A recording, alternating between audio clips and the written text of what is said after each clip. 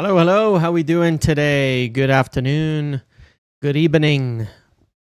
How you guys doing on this Saturday? What's going on, my friends? How we doing today?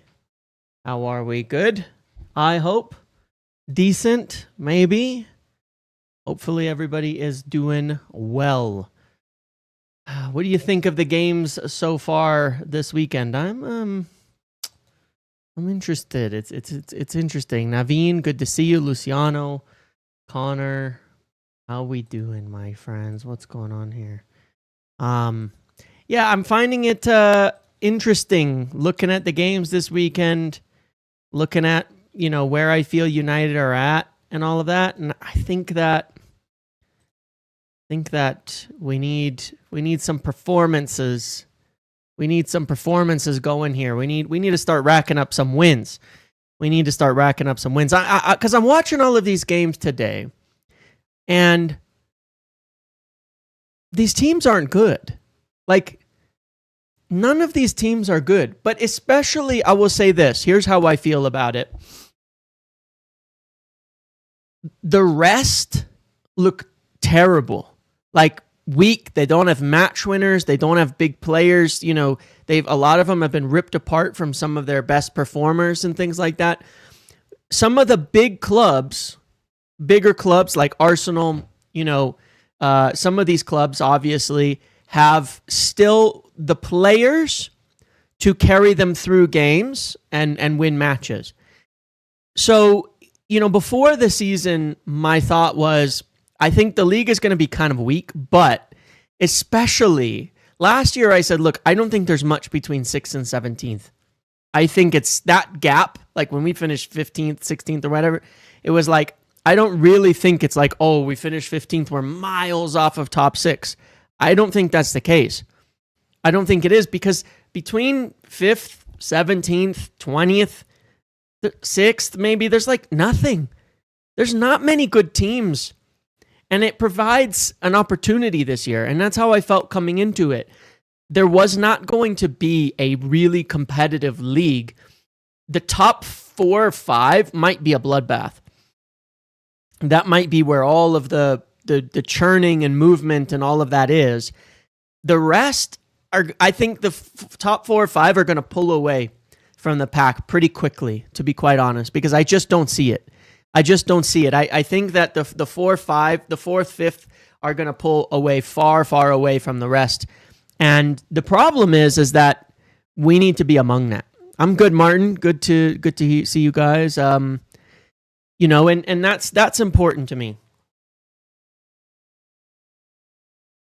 I think that is how it's going to be. We're going to see that kind of league this season, because I'm just not impressed. Like, I go through the table and I look at it and I think, what am I watching here? Like, Wolves, they're terrible. I had them to be relegated. 4 losses in 4 games. I had them to be relegated. Wolves are awful. Wolves are terrible. Aston Villa look terrible. They have no firepower in that team. West Ham, also terrible. We knew they were going to be crap. Brentford, let's see. I don't think they'll do much against Chelsea here. Burnley, we know they're bad. Man City, we'll talk about that in a moment. Leeds, we know they're not going to be good as the season goes on. Forest, appointing Postecoglou. We haven't really talked about this, but appointing Postecoglou is hilarious to me. It's to me hilarious mismanagement from Forest, which isn't a surprise given certain ways that they've been dealing with things. Because when you're talking about Postecoglou, you're talking about a manager here who plays fast attacking football, but doesn't defend. Forest's whole thing last season, their whole gimmick that worked, their whole play where I said, look, they're not going to be that good this year, is sitting deep, parking that bus, playing on the counter. That was their entire gimmick. They lost key players, and now they've hired a manager who has no idea how to organize the defense. He can't have them defend deep. He can't do it. It's the worst possible fit for them, because they're a team that relied on that deep defending. Postecoglou doesn't defend. So it's one of the craziest matchups of manager and team I've seen. It's awful. Brighton look mediocre at best. Again, I don't think they have a lot of winners. And then there's us. Fulham, again, I think Fulham have been fairly mediocre as well to start the season from every game I've seen so far. I mean, they won today last second. They've had, I think, two last second, final second kind of goals to carry them for 3 points already in this league. They haven't been very good. Newcastle look wildly mediocre still. They could have lost to Wolves today. They easily could have. They still look, I know they pulled the win out. They still look poor, very poor. Palace, I'm gonna completely buck the Aston Villa haven't even scored a goal. Like, that's insane, right? Palace are the Glasner loving is way too much for me. They're gonna grind out points and finish 10th, 12th like they do every single year, because they're gonna sit in that deep block that they sit in. They're gonna defend deeper than everybody. They're not gonna press, and they're gonna get some of those long balls through. Sunderland, we know they're doing okay at the moment. They're riding the high. Sometimes you get those newly promoted teams who are like that, but we know they'll crash down. Everton, I actually think, are decent. I had a feeling David Moyes was gonna keep them going pretty well. I actually had them on one of my upper teams because I really rate Moyes' match with Everton right now. You know what I mean? Like, I think Moyes is a good manager for Everton, and I think I'm really impressed with Jack Grealish. I watched their game today. I'm not saying it was a great game by any means. Villa were absolutely awful, but I really like what they've brought Jack Grealish in to do at Everton right now. I think adds something to Everton that gives them just a little bit of extra, like, firepower, star power, one man to take teams on and do things. And he was good today. He was creating chances. I like Everton. I think they'll finish in 7th or 8th or something like that. I think that Everton is good under Moyes. I think they're actually pretty strong. I think they'll finish in European places and maybe Conference League, 7th or 8th or something.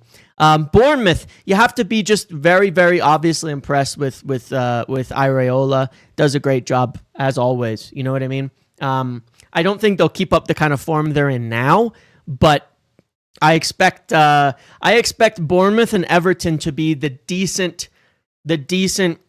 Like, of the rest. Bournemouth and Everton are the only ones that have looked even decent, in my opinion. The rest have looked trash. Like, absolutely trash. Then you've got Arsenal, Spurs, Liverpool, and Chelsea. Arsenal and Semenyo good there too. And Iraola is great. I really rate him. But Spurs, Arsenal, Liverpool, and Chelsea. I think Arsenal, Liverpool, and Chelsea are pretty much nailed on to be in the top 6 area. I still think Chelsea are going to struggle a little more as the season goes on. We'll see today against Brentford. I'm quite curious what happens today. But Liverpool and Arsenal have enough winners. They're going to be in the top 3, top 4, no matter what. They just are. I still think, unfortunately, it's Liverpool's league to lose at the moment. But Spurs. I remain quite unconvinced by Spurs at the moment. I mean, I'm not saying they haven't, they've got 3 wins. They've got 9 points today. Like, fair play for them on that. They have 3. They got absolutely dominated by Iraola's Bournemouth last week. I know they've beat Pep Guardiola fine. That West Ham game today, West Ham were ungodly stinky, which they are. And of course, the red card skewed things quite a bit too. I'm not convinced yet. We'll see. Spurs start off pretty good every single year, and then things tend to fall down. But yeah, I'm just not fully convinced that this league has much to offer. Arsenal are still playing okay, but they have enough match winners. This is why I said about Gyökeres, why he's a good player. He's going to score goals for them. Even when he's poor, he's going to score goals for them. He just will. He's probably going to get 18 to 20 goals. Arsenal, Gyökeres will, just because he does what he does. Yeah, we'll talk about Baleba in a sec. Gyökeres, he's a striker. Like, this is my thing with strikers. Like, Arsenal play shit football. I don't think they'll win a title with it. I think they look like a slightly worse version of the last few years. But there is, I've said this before when we're talking about Gyökeres, I'm saying you can say all you want about him. You can insult him. You can do all of that you want. But guess what? 3 goals in 4 games from your striker. He's on pace for like 32 goals this season. I'm not saying he's going to get it. I'm not saying it works that way, but he still has 3 goals in 4 games. Like we can moan and say he's a shit and he's this and he's that and he doesn't affect the game. You're right. But guess what, man? The number 9 position has become underrated in football.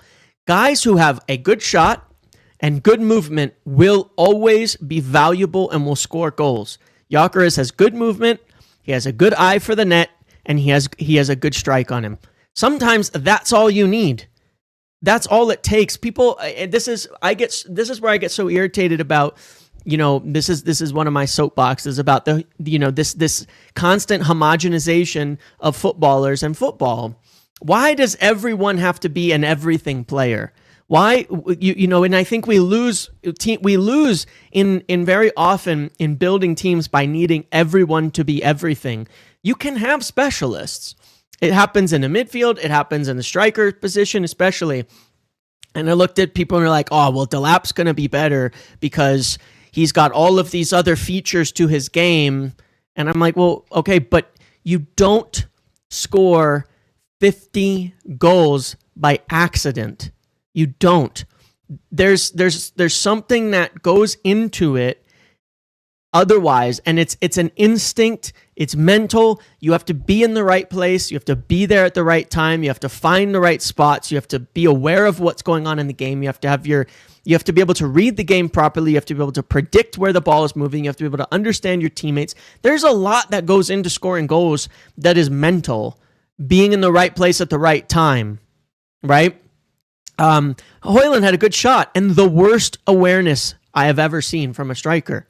That's the real issue with Højlund. His instincts were bottom. Like my kids in his 6-year-old league, I've seen strikers there with better instincts than Højlund for the ball. Like I'm just saying, like, the mental aspect of being a striker is, I think, where people never get it right. People don't score goals by accident. It's not something by accident. We just talked about this the other day. I'm sorry. You cannot accidentally fall into 50-goal seasons. You have to have the instincts for it. Then the question is, do you have the pace and the physicality to translate that to another league? When you're seeing with Gyökeres is that he still kind of does. Kind of does. You know what I mean? It's like, kind of does. He's not great. His hold-up play is mediocre. It was mediocre at Sporting. His build-up, it's mediocre. His dribbling, it's mediocre. But you know what he does well? He runs, he knows where to be, and he shoots. And that's where I was saying when we talk about Benjamin Sheshko is that he's much younger, a lot of time to learn the mental aspects of the game. But that's what we need from him, where he has got to develop.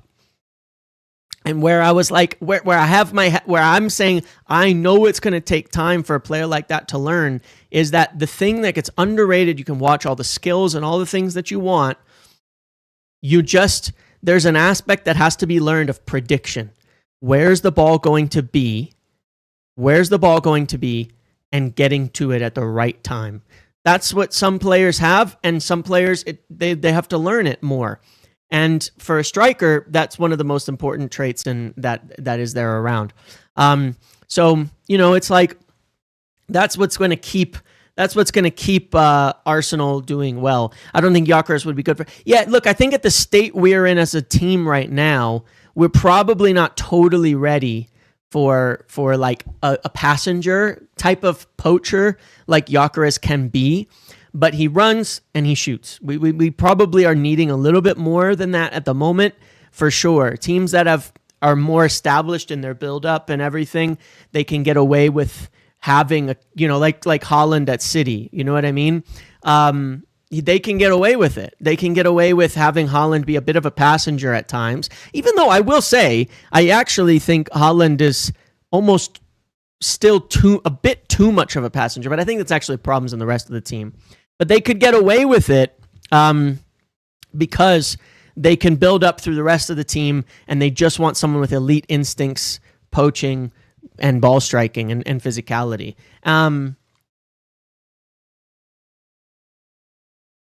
It is what it is. Like, that's the reality of it. So, it's there's teams that have goal scorers, and that's what we need, because that's what we're missing at the moment still. And what we really need from Sheshko, kind of continuing on yesterday's conversation, to become a part of this team is he's not a passenger, but I would rather we turn the tables a little bit. I need Sheshko to stop being such a complete footballer and start being more of a striker, to have a big impact on this team, because that's part of what we're missing. Being able to win those good headers, direct balls in, knock down balls, lay it off, things like that, all good. I'm glad he can do that a lot better than Højlund, and he's actually good in these areas. But I want him to stop dropping in. I want him to start making those runs. I want Mbeumo going one way, Sheshko going the other way, and dragging the defense around and getting into those areas. And I think he will. And I think that that's what we need to see from him when he's playing. Like in Burnley, when he's in that box, winning those headers off the crosses, I want you there all game. Camp in the box if we have possession. If there's space in behind, run. You know what I mean? Shearer said 10 runs, 1 comes off. Yeah, exactly. And I'm not judging him. I'm saying that that's what we need from him. I'm not judging him doing it or not doing it. I'm saying when he plays, the more he plays, that's what we need from him, because that's the only thing we're kind of missing. We can see that value. But we need scorers, we need scorers. I'm not giving him, that's not what I'm talking about criticism. I'm saying we've seen what he's good at. This is what we need him to be doing as a team. We need him to be involved. We need him to flip the role a bit from where he played last season, and to do that. Yeah, I mean, he's 6'5", he's fast as hell. Send him in the channels. Just send him in the channels. He can't lose the damn ball. You know what I mean? He's gonna win. He's gonna win the duel. He's strong. He's good on the ball too. That's one of the differences too. Like that, I think where he can be really good. Let's abuse it. Let's abuse it. Send him in the channels. Send him in there. He'll hold off defenders. If you send Højlund in the channels too often, sometimes he would do well, but too often he would still lose the ball because he's a poor dueler. But Sheshko has shown already he's actually good at holding off defenders, good at turning out of the pressure if they get on his back when he's receiving it. Just get in there. City will play a high line. I want to see that tomorrow a lot. I want to see Sheshko, diving in behind at full pace, at full tilt as much as possible, running in behind that line, especially off of the left where we don't have as much pace. That's what I want to see, because that's going to destabilize them as much as possible. But, I was just looking at this, and this is the table, and you can see Arsenal, Spurs, Liverpool, Chelsea already separating themselves. He needs to start for that. Every day comes on and boom on Bertrand and lose the match. I hear that. I feel like the alert's not playing any sound. I hear that. I hear that too. I'm with you. He needs more minutes, but I'm just saying we don't know why necessarily yet he's not starting. I do hope he starts tomorrow. I think it's going to be really helpful if he starts tomorrow, and I think tomorrow is big. And look, you guys know I've been super positive about the numbers so far. And the thing is that the thing that got to bear in mind is every time I bring up the numbers, you get a lot of people say it's only been 3 games. I know that, because I'm not making claims for the future. What I'm saying is that those 3 games have been positive, and I'm positive about the performances in those 3 games. The future is always an unknown. We have to see that continue. And I think tomorrow is a big, big part of this. We have to perform well tomorrow in order to carry that forward. Those 3 games, then if we can perform in a 4th game, boom, we're in it. 5th game, boom, we're in it. That we need to see that. We need to see more of them for sure. But that's what I'm saying is that, yeah, it's only been 3 games. three good games, in my opinion, three good performances with a couple blips in there during those games. But, when I compare the performances to others, it's still good. I'm still happy. And that's what I think tomorrow is a really big marker on this, though. But, it was interesting, by the way, like to look at stats and stuff, because I was checking after the fourth game, and look, it's not like we still can't, like, these stats are likely to continue when you look at it. It's been a really low scoring game, right? The only team after all those games that have been played that has jumped us in XG is Arsenal. That's it. Like, end of this weekend, as long as we are nearly level with City, we're likely to still be in second in XG. Like, this is, people going on about like, well, it was just Burnley or whatever, but a bunch of teams have played weak teams so far, and they still haven't managed to like create loads of chances. We're one of the few teams that's actually gone into a game and made loads of chances. So it's not accidental. So let's see us continue that. And I will feel very, very good about things, because even after all these games, we're still there. We're still on top of a lot of these stats. After the fourth game week for all but like a few matches, obviously some big matches, including us. You know what I mean? So, that's one of the biggest things. I mean, in terms of touches in the opposition box, we're no longer in first. We need like 20 more touches in opposition box to get back into first place. You know what I mean?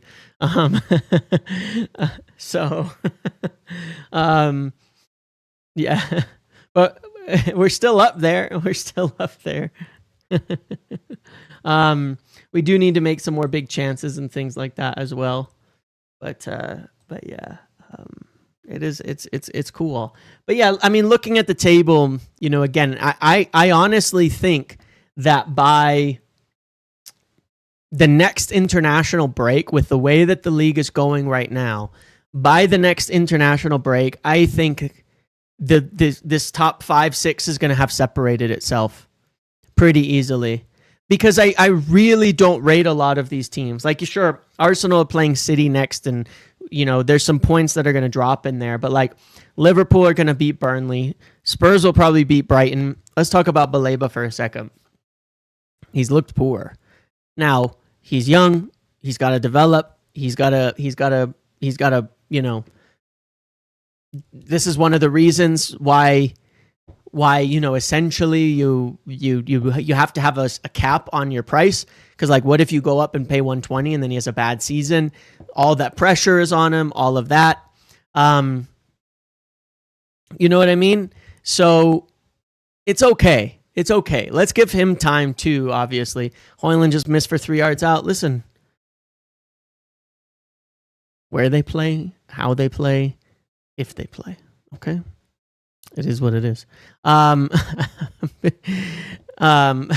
He's just, he's looked bad. His head might be turned, all of that, but we'll see where he's at by January and decide. But we have other options, like we were talking about the other day. One player I'm not keen on.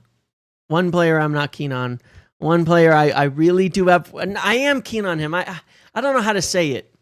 I don't know how to communicate it properly.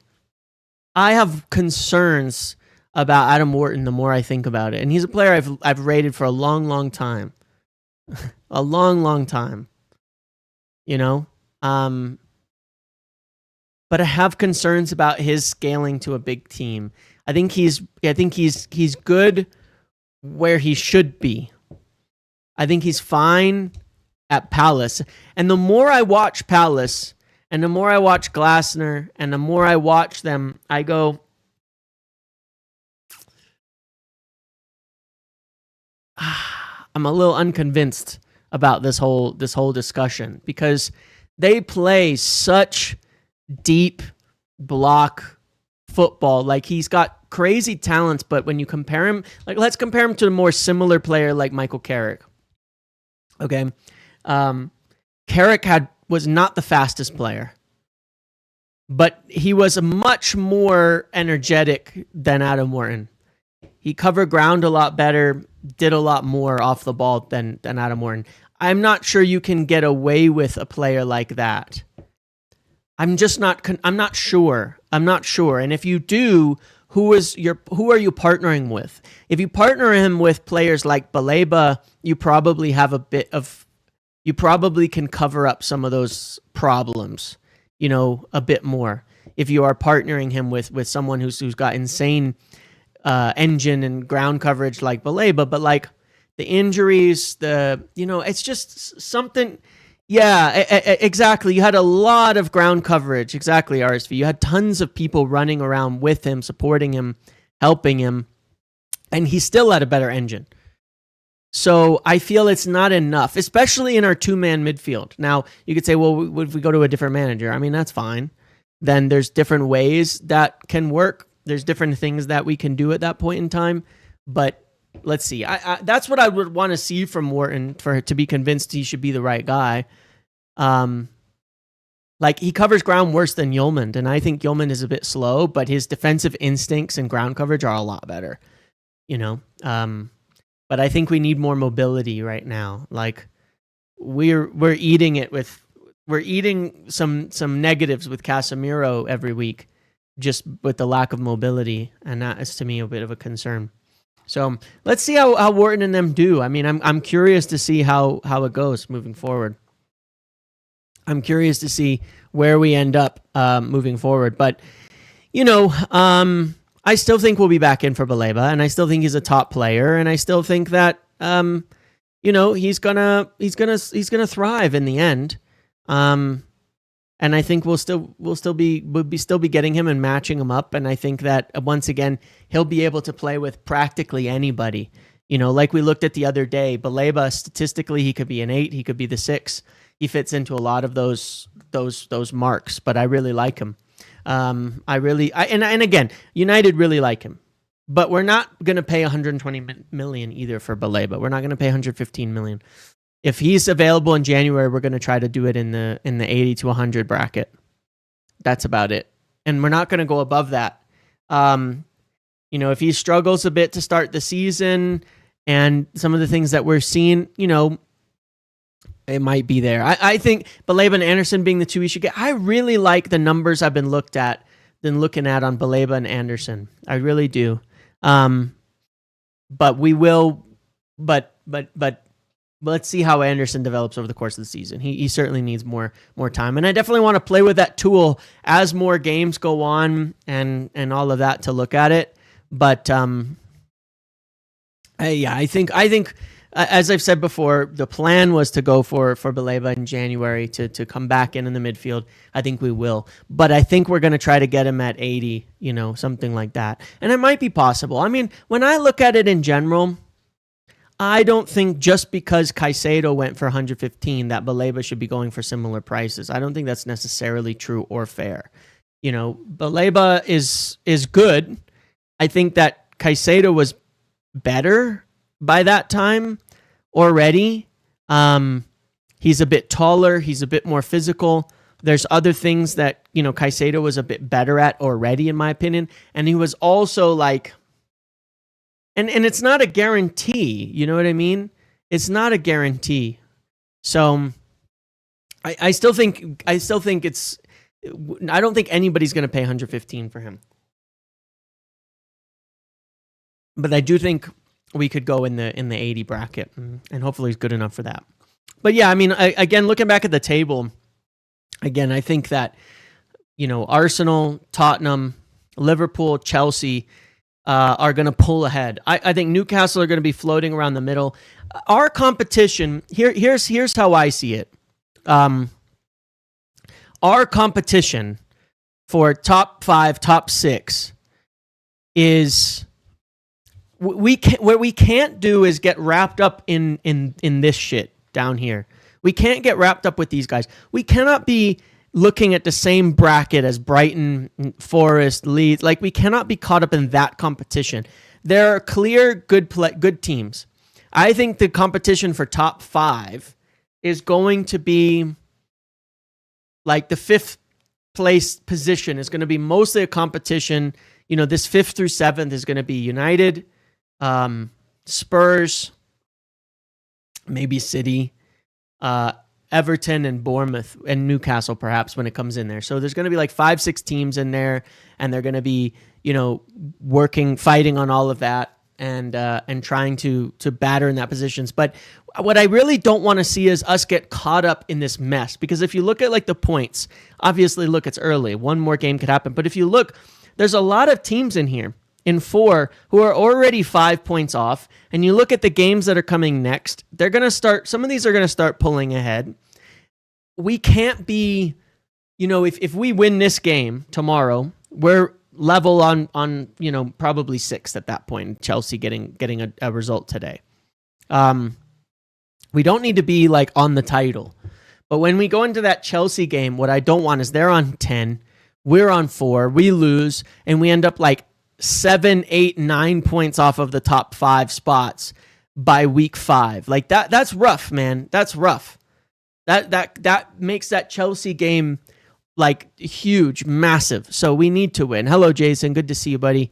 So it's we can't. What I really don't want to see this year, and where I think we lose confidence, like we can't be in this mid-table fight, because we're not a mid-table club. When we can't become a mid-table club. And we need, that 15th position, with all the positives that I've said, that 15th position, even that 8th position, needs to be a blip.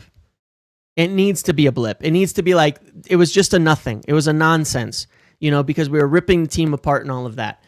It needs to not be like, well, we're fighting to climb from 15th, because that's not how they felt. They didn't feel we were a 15th place team.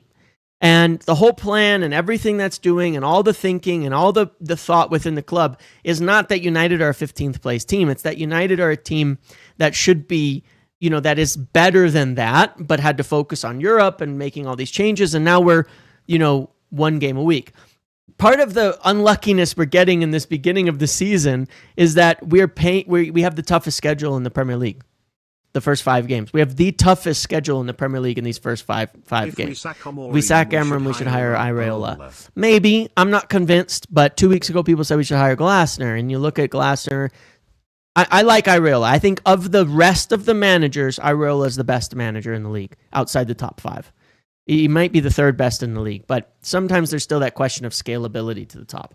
But regardless, I like Iraola. But look, regardless of what I'm saying is that we do have this really tough first 5 games. We just do. We have this really tough first 5 games, and we're in this awkward position where it's like a really tough first 5 games, but at the same time, we can't really afford for it to go poorly at the same time, because we cannot be caught in the mud. I think we'll be good going into the second half of the season either way.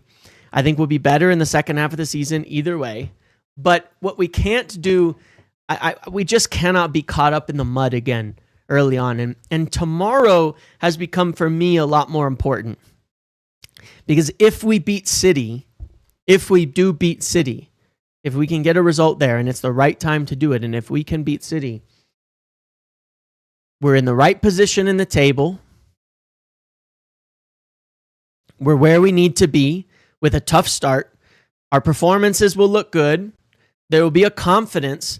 And even without a result against Chelsea or a draw against Chelsea, we'd be in a good spot in the table where we're like within a point or 2 of top 5, 6.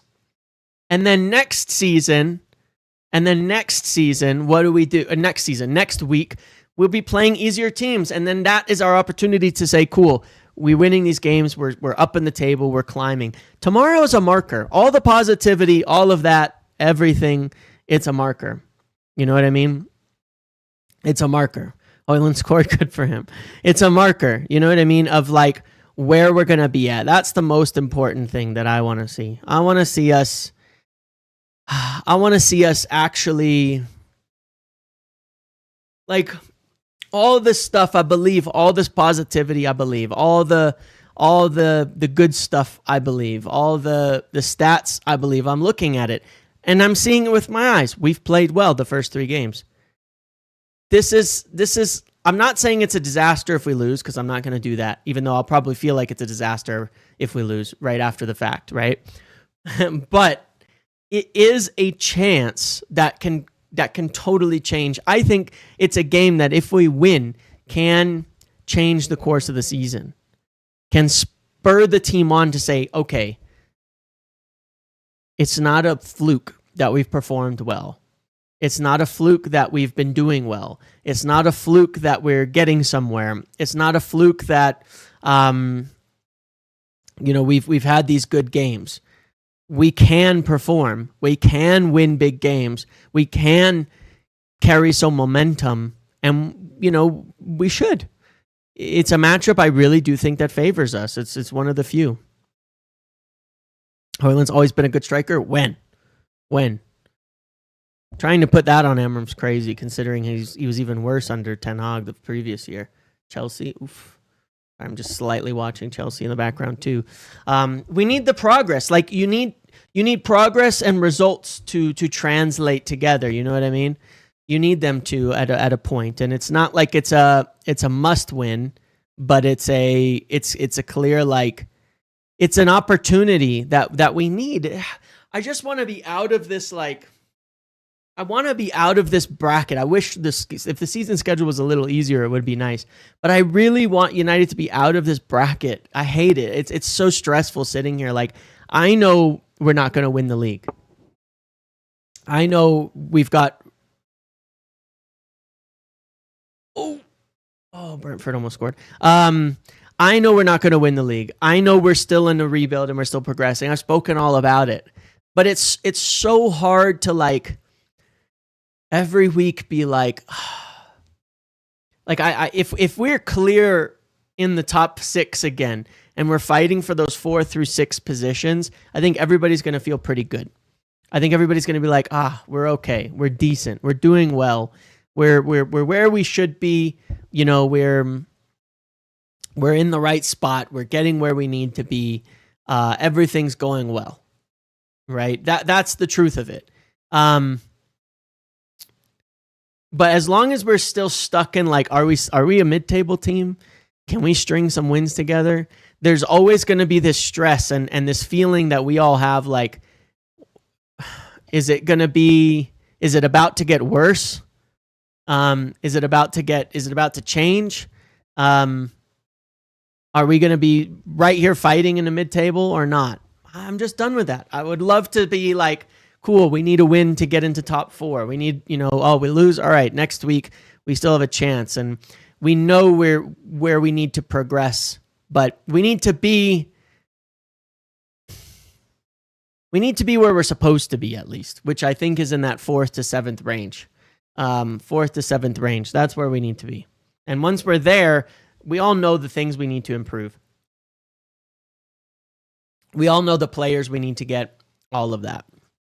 But yeah, tomorrow's team, we did our vote and everything yesterday. What do you guys think it should be? I mean, I've gone back and forth, and I think that I would like to see, I wouldn't be surprised if he just goes with basically as few changes as possible following Burnley.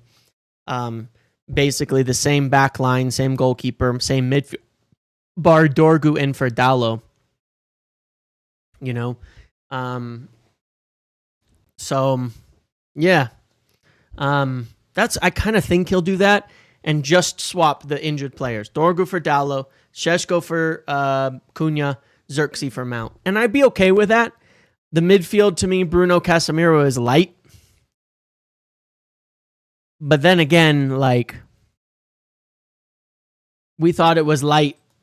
Each week people have thought it was light. And then we're still, our best performances have come with those players. So, but yeah, I mean, Reindeers is going to be rough to chase around for sure. I'm not so worried about their attack, though. It's so hard to predict how it's going to go with City. Like,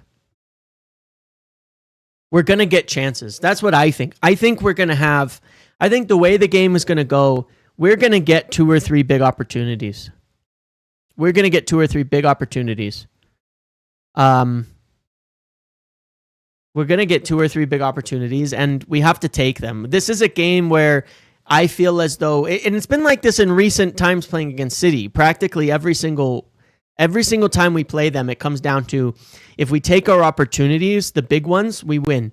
If we don't take our big opportunities, we tend to lose or not get the result. Because they'll get enough. They end up creating enough, and we kind of fall off, and they pounce on that. Whenever we do take those chances, we tend to win these games, and I think that's kind of where we're at.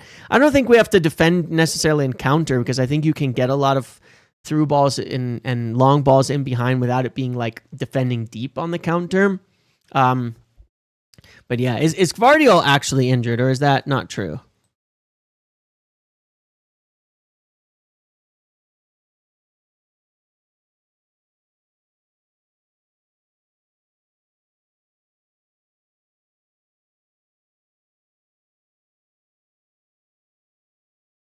Is Gvardiol actually injured? Yeah. I'm not ready for like the narratives this week if we lose, though. I'm not ready for it. He's training. Okay, so he should be there. I'm not ready for it. Højlund scoring in Napoli and all of these things going on. Like, we had to get the toughest schedule to start the season. It's crazy. It's crazy. But yeah, what do you guys think? I mean, how are you guys feeling today on this? I still feel good. I actually think we're going to win. I think we're going to perform really, really well, and I think we're going to win. That's what I think. I think it's going to be a 2-0, and then we're just going to win. If you've watched my preview, I said that in there. I think we're going to get a 2-0 victory. I don't really rate their attack. The players that they have that would worry me are not on the ones that are really playing. What do you guys think? Where are we at today? I mean, it's a United audience, so, But where are you guys feeling today about this? Like, just tell me how you feel, not what you want. Tell me how you feel about this. Do you think that we're going to get a result here tomorrow?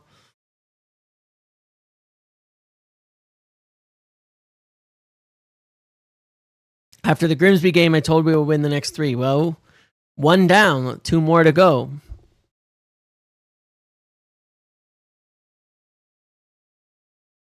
I just can't trust us. I'm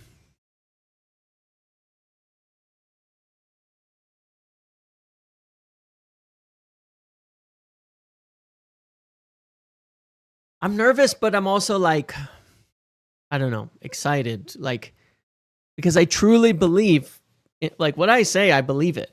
I do think we've been performing well, and I think that I've analyzed these games more than probably I've analyzed any other games in years. To watch the way we've played, to watch the performances, to watch all of that, to look at it, and I look at it and I go, wait, I actually think we're really good. I actually think we're really hard to deal with for teams. I think that the way we play, the way that we attack, the way that we get through is actually really hard for teams to deal with. It ends, and what the part that worries me sometimes is like, to me, it still all comes down to a couple of players' decisions. I'm not talking about like the individual brilliance, because I don't even think we need brilliance. Like when I rewatched that Burnley game, to be quite honest, I think Mbumo probably should be scoring 2 more on that day with the chances he was given. I think in other games he's scoring 2 more. If his finishing is on point, he's scoring 2 more because they're making so many chances. To me, it all comes down to like, do we do the things we're supposed to do that create a victory or not? That's really it. And if we do, then it'll work. And if we don't, then it won't. You know what I mean? It's like, it's the same thing. Like yeah, exactly. The midfield. When I watched us against Arsenal and broke it down. Cool. There's things we've done every week. The center back stepping up, the way that they've been defending has been good. The wing backs, the runs have been good. The biggest factor is, does the midfield operate quick enough? Does the midfield, there's been hit or miss. Does the midfield operate quick enough? Do they quickly get up and make the passes we want them to make? Do they get the ball out wide quicker? Do they release it? Do they sit on it? Are they too nervous? Are they too careful? Are they too ambitious? Those are the questions we see over and over and over again. That has not been yet consistent. It's about the only thing that hasn't been consistent in this system. And what's encouraging me is, again, I've seen more system in the first 3 games that I've seen in years in terms of how we want to play.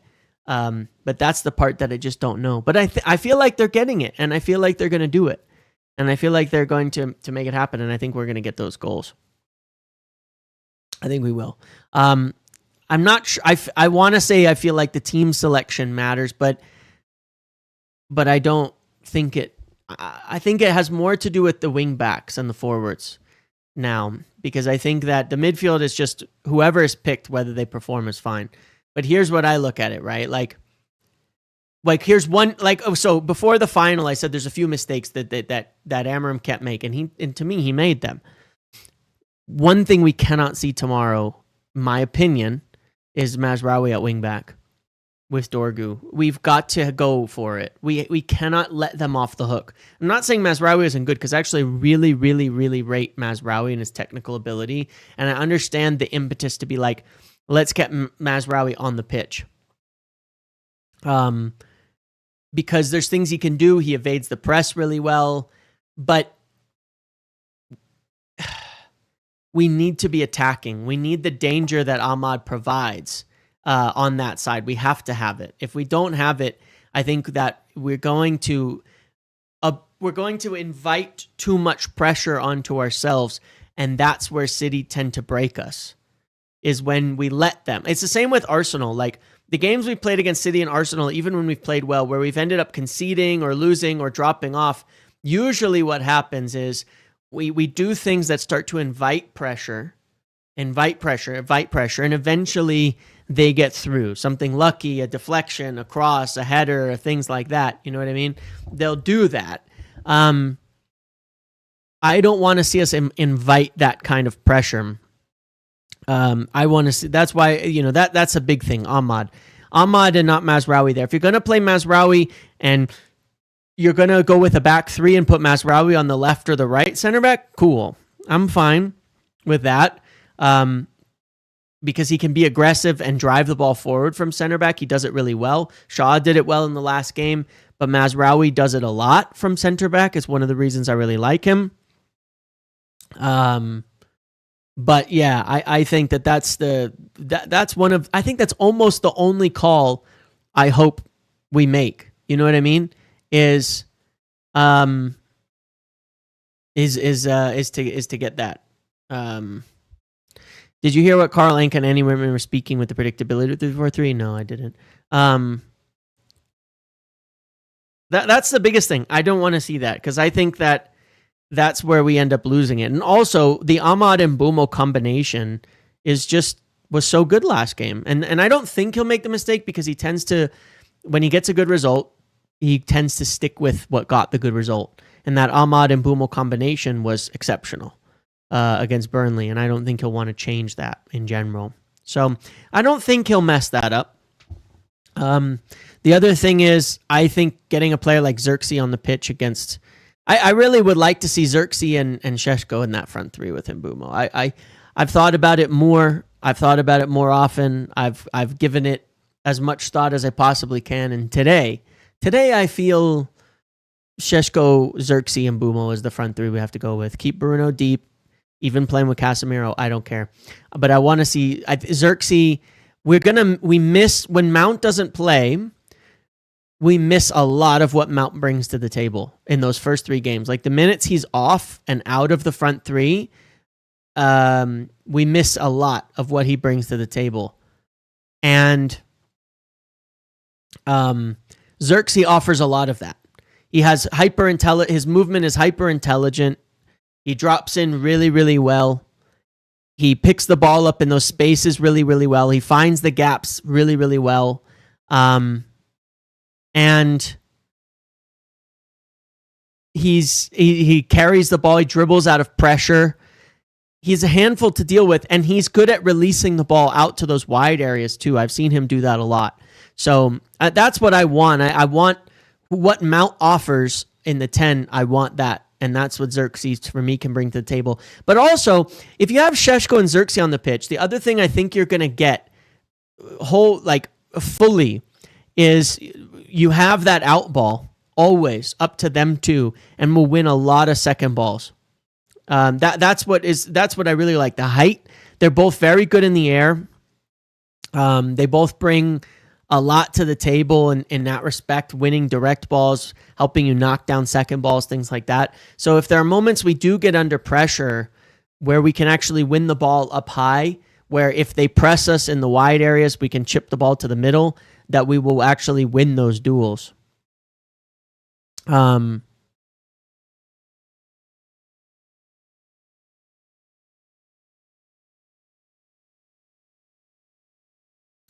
So, I like that. That's what I hope. And yeah, and one of the things I want to see for sure as well as, is things like the pressing stay. I don't want to see us drop off fully. We've had a really good balance, in my opinion, of pressing well and then dropping into that mid block at the right times and making teams find it very hard to get through us. It's every time I think about this City game, I think we should win, because I look at where do we struggle for the most part. Arsenal, who are kind of scared to counter, you know what I mean? Who are kind of scared to counter. When we lose the ball or the weakness we have in the midfield, they weren't taking advantage of it because they don't run through us. Well, City are kind of the same. They're not going to just run through you in the middle because they don't play that style of football where that's going to happen. And I think that plays into our hands. It plays into our hands of our weakness is still in the middle when we lose the ball, that they can run through us. Even Burnley, their attacks came in because they would just run right through the middle with Ugochukwu. I don't see them doing that because it's not the way City play. They're so pass happy. Got it. I'm reading what you say about the defending. Yeah, I've seen a few things of people talking about it being predictable. You know who else is incredibly predictable? Liverpool. You know who else is incredibly predictable? To me, City. You know what they're doing. You know exactly what they're doing every single time. You've known how City are going to play for the last 6 years. You know how they're going to attack you in the final third. You know that they're going to try to get you to bite on the wing backs so that they can run somebody through the lines to get through, to get a cutback or a cross. You know exactly what they're going to do.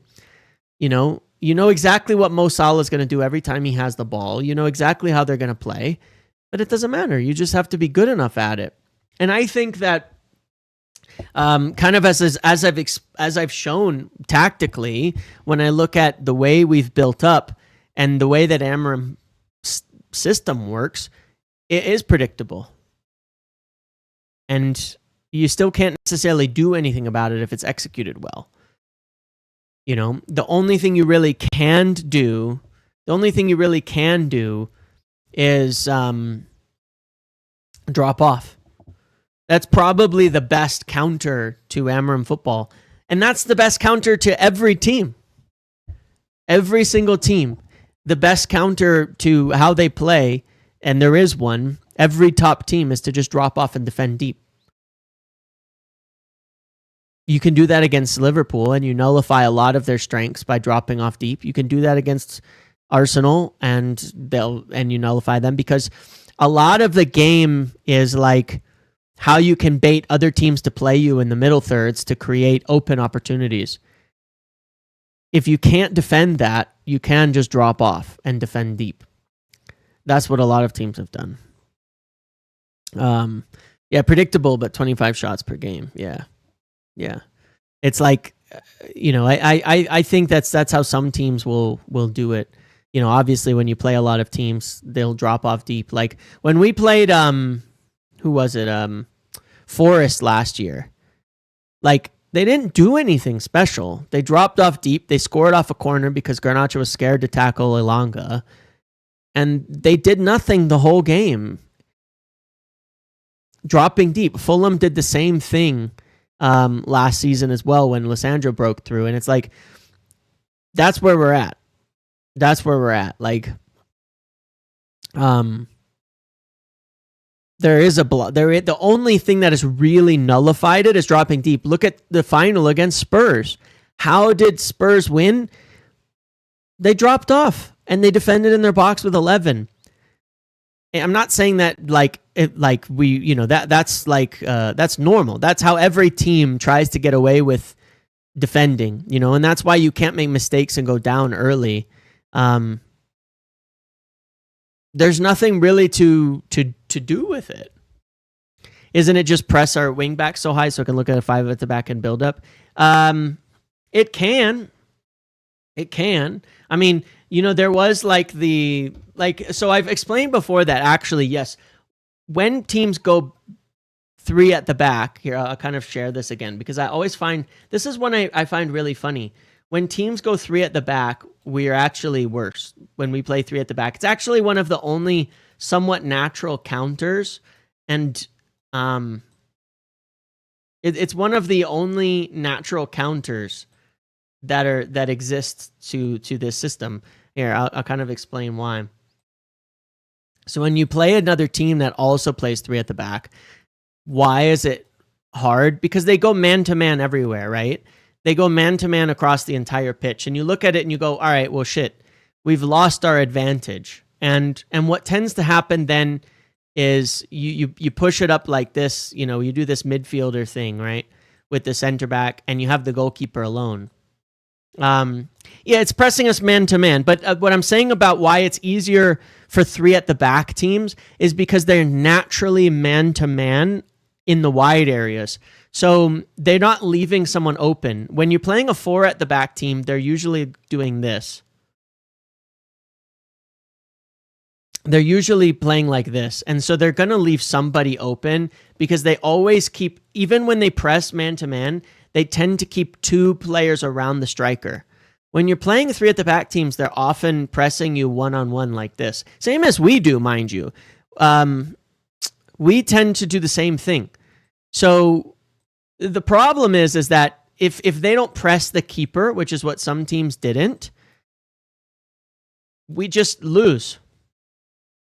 Because it all then comes down to winning your one-on-one battles. You need to be good in rotating, and we were not good at that last year. That's an area we need to improve upon, and it just comes with time and practice and stuff on the training ground. If they don't press the keeper against a 3 at the back team, and they go man-to-man in defending across, right? What you really need, the real antidote to all of this is the striker needs to run, because this is where you need to be good at playing long balls. You just have to. If the striker drops in, we just get this clogged channels, and that's what would happen last year, right? But, oh my God, where this can work, and the answer when he was at Sporting as well, is having a striker run. Because again, if they're man-to-man, what can you do? You drag, and you run. And you drag the 10s in, and you have the wingbacks run, and you send it down the channels. Or you have the striker run into the space and behind, and you try to win some 1v1s. That's the only... In football, man-to-man is the way that a lot of the game is going. All that man-to-man means, you need your striker to go direct. Yeah, all man-to-man means is you have to be able to win your one-on-ones.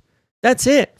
Football still will always, at the end of the day, boil down to a lot of 1v1 situations around the pitch. Same with most sports. At the end of the day, it's a lot of 1 versus 1.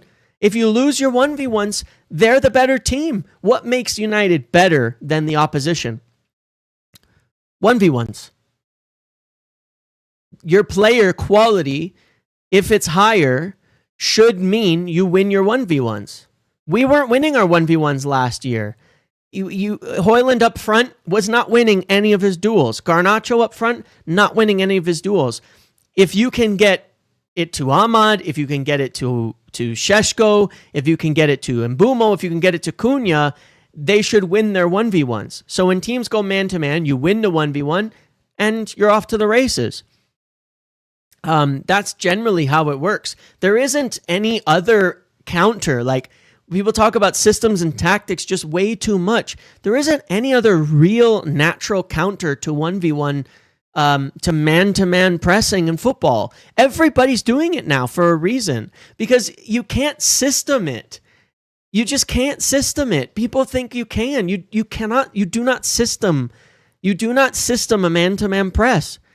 In a zonal press, you can find gaps all over the place. And it comes down to systems manipulating and doing it, and that works really well in this system. Every single system is to a degree broken by man-to-man pressing, because at the end of the day, there's the same number of outfield players. There's no way to technically get an advantage. So like in basketball, for example, what's the counter to a 1v1, to a man-to-man, to a lot of man-to-man coverage? It's a pick and roll. Pick and roll is the most basic thing in basketball. You run someone off of them, try to block them off so that they can't chase them. So you find that separation, you get a moment to get a shot off. So teams will often, when teams are big pick and roll teams, they'll switch how they defend to more zonal, but you can't really run a pick and roll in football. It's not the same thing. But what is the equivalent of essentially a pick and roll, right? Because in basketball, that's kind of how I look at it, because there's a lot of things that translate. What's the same thing? You know, what beats a pick and roll in here is like, let's say you drag and run into the space behind them, right? You can almost have the same thing. It's like in American football. James thinks yada yada yada yada yada. I think you can go to another channel. In American football, the best defensive teams were those that had good enough defenders to play man-to-man coverage, right? The best CBs, the cornerbacks, safeties, and things like that. They play man-to-man coverage. The best defensive teams always were able to play really good man-to-man coverage, because if you have superior players, man-to-man should suit you, because you're expecting to win your 1v1s. In a zone defense, there's always pockets. In man-to-man, you just have to win your battles. You just have to. It's one of the things that a lot of teams are struggling with, even big teams like City. Because, again, the antidote to a man-to-man press is long ball. That's why the league has become transitional. That's why the league has become fast attacks. That's why the league has become long balls. That's why the league has become so many teams attack. You don't see, like, parking the bus much anymore, because so many teams have recognized, hey, all these fancy systems and all of these ways that teams want to play, you know what the simplest antidote to it is? Play man-to-man press. Get athletes and play man-to-man press, because most teams can get athletes on the pitch. They can get good athletes. They can get good physical players on the pitch. The only way to beat a man-to-man press is go long. That's the only, like, true blue way to do it. Drag the players around to create spaces and go long. That's what Liverpool do to beat man-to-man press. That's how you beat Liverpool's press. We've seen it for years. Remember when Klopp was complaining about it? He was sitting there saying, like, he was talking about, like, because their high press is so, like, they got ahead of the game on this man-to-man transitional long ball football. But he started to complain when we beat them. Was it last year no, it wasn't last year. It must have been a couple years ago when we played them. He was complaining about, he was saying, oh, it's anti-football or something like that because we were going long. Because it's the answer. That's how you beat that kind of pressing.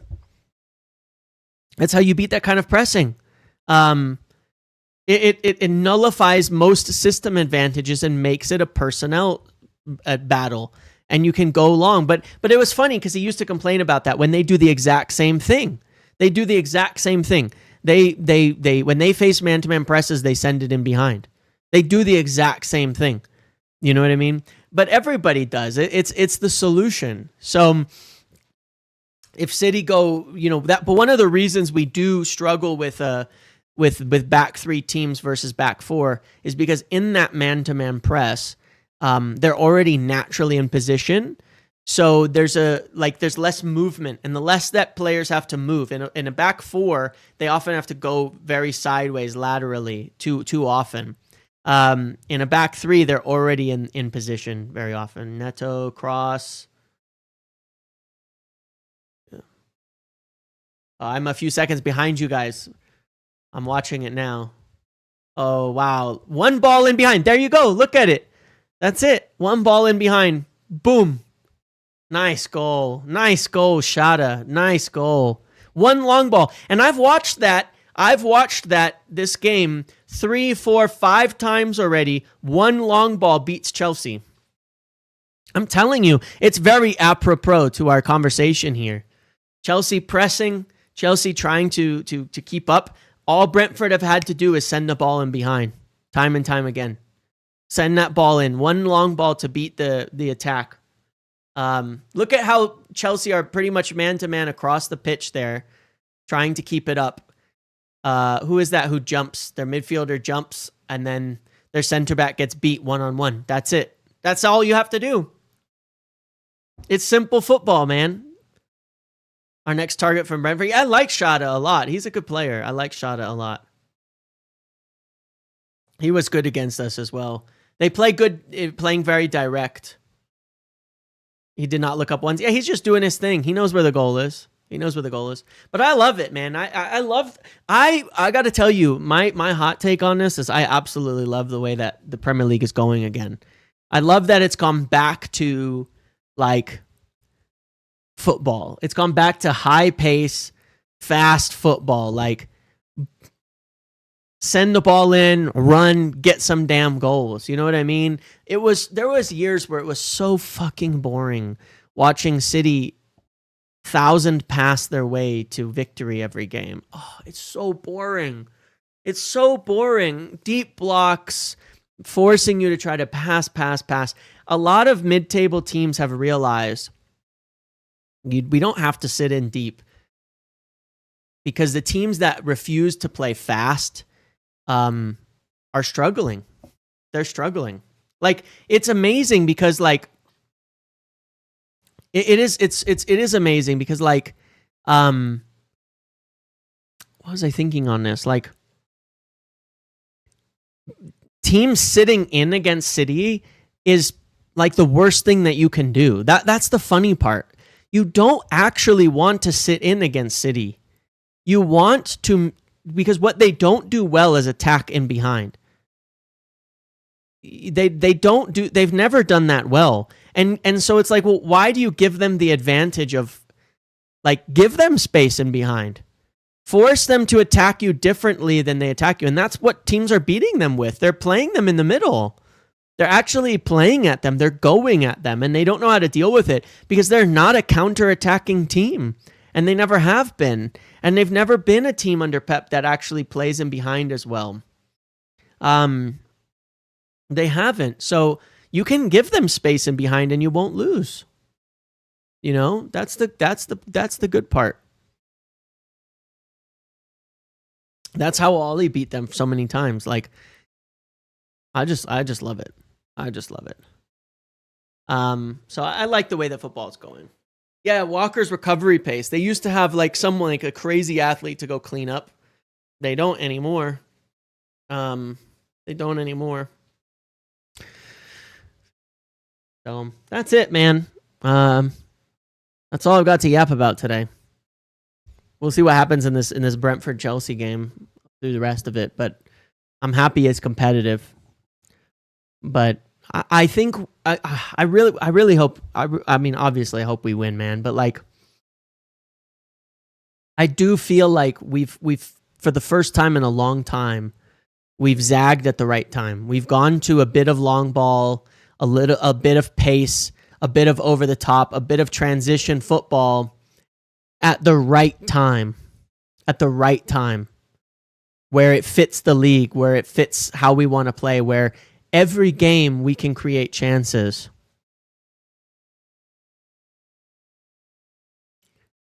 Where there's no clear antidote to it, and we will always be able to get in on teams. If we can just get that confidence, I think we'll be good, man. And if we can just get that confidence and be where we need to be, we'll be good. We can't screw this up because we're the right team with the right ideas at the right time. That's all. So hopefully we get the win tomorrow and carry these good numbers forward, carry these good performances, carry these good shoots, and have it grow. Can you comment on Ursula's comments on Baleba? Yeah, I mean, look, it's obvious he's been saying that he's probably thinking about the move. You know what I mean? He's probably thinking about the move. And I think we're going to go for it. Like I've been saying, I think we're going to be going for him in January, and that's been the case all along. But I also think there's a chance we could get him at a lower price. That's the good part. I think we're never going to pay 120, 115 million, but yeah, I think it's quite possible his head has turned and he's looking at it like head turned. You know, he's a young player. This is a dream move. United are. I think there's. You know, I think there's a lot of players. You look at Cunha, you look at Mbumo, you look at everything. There's a lot of players who I think very clearly you can see that they feel United are on the up and up. You know what I mean? They feel United are going in the right direction. You know, they feel United are doing the right things. And that there's something being built here, and they want to join that project. We saw it with Cunha. We see it with Mbumo. We see it with guys like Baleba. Like, they clearly have their head turned. And I don't know, man. It's funny. There's a different perspective right now in football, and it's very easy. And obviously, if we can't lose a ton of games, obviously we can't be in 10th, 12th, 15th or anything like that. But there is a feeling in football that is very, very different to the feeling you're getting among fans these days, and the kind of current narrative of like doom and gloom. The feeling in football is very, very different. It's so different. The feeling among the United like hierarchy, the feeling among other people at other teams is not like people are talking about United. It's not even a little bit. It's kind of wild just how big the gap is between fan opinion and football opinion at the moment. I've spoken to people at United. I've spoken to people at other clubs. The idea that like United is bad or going the wrong direction is like confined to this essentially. It's understandable, but like there's so much more that goes into, there's so much behind the scenes. I don't know. It's hard. It's really hard to kind of explain it. You know what I mean? It's really hard to explain it. Like, because at the end of the day, you need the results, obviously, to kind of back that up. But there is a really, really strong feeling from a lot of people in football. They're looking at everything United's doing and they're saying, it's going to work. It's all going the right way. It's going to happen. There's a point it will work.